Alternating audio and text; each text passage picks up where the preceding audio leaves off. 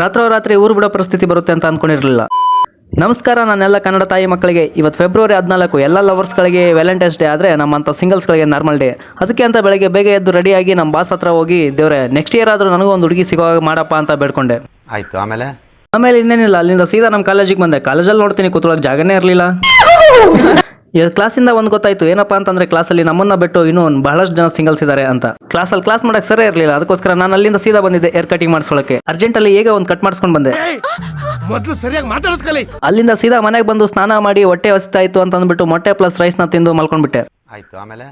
ಆಮೇಲೆ ಇನ್ನೇನು ಎದ್ದು ನೋಡಿದ್ರೆ ಸಾಯಂಕಾಲ ಆಗಿತ್ತು. ಅದಕ್ಕೆ ಅಂತ ಎದ್ಬಿಟ್ಟು ರೆಡಿಯಾಗಿ ರಾತ್ರಿ ಸ್ಟೇಷನ್ ಕಡೆ ಹೊಂಟೇ ಬಿಟ್ಟೆ.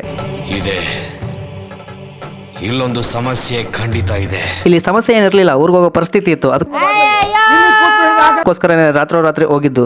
ಯಾಕಂದ್ರೆ ನಮ್ಮೂರಿಗೆ ಟ್ರೈನ್ ಇರೋದು ರಾತ್ರಿ 10 ಗಂಟೆಗೆ. ಈ ಟ್ರೈನ್ ಹತ್ಕೊಂಡು ನಾನಂತೂ ನಮ್ಮೂರನ್ನ ಸೇರ್ಕೋತೀನಿ. ರಂಗಣ್ಣ ಯಾಕಂತ ನೆಕ್ಸ್ಟ್ ವಿಡಿಯೋದಲ್ಲಿ ಹೇಳ್ತೀನಿ. ಅಲ್ಲಿವರೆಗೂ ಅಕೌಂಟ್ನ ಫಾಲೋ ಮಾಡ್ಕೊಂಡು ವಿಡಿಯೋನ ಶೇರ್ ಮಾಡ್ತಾ ಇರು.